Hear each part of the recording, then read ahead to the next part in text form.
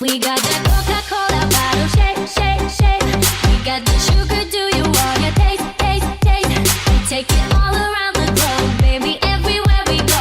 Make it hot when mama rock ya, shake, shake, shake. Like, oh, you want it, andale. You know we got it, that's why we say, Latina baby, Latina baby. Okay, let's party, say ole.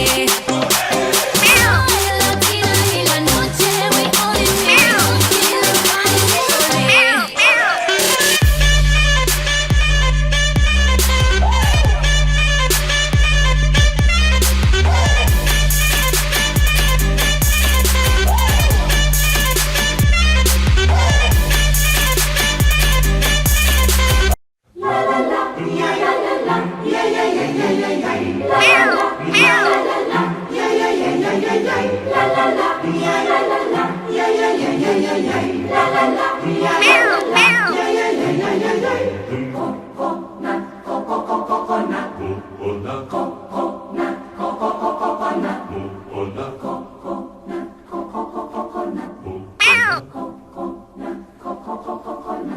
The coconut nut is a giant nut. If you eat too much, you get very fat. Now, the coconut nut is a big, big nut, but this delicious nut is not a nut. It's the cocoa fruit. It's the cocoa fruit of the cocoa tree. Of the cocoa tree. From the cocoa palm family.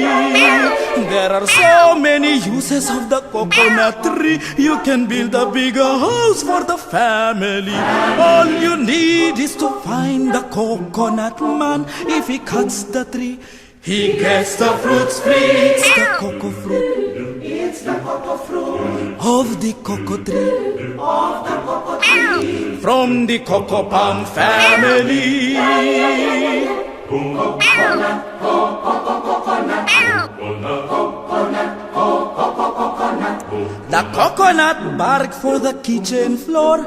If you save some of it, you can build a door. Now the coconut trunk, do not throw this junk. If you save some of it, you'll have a second floor. The coconut wood is very good.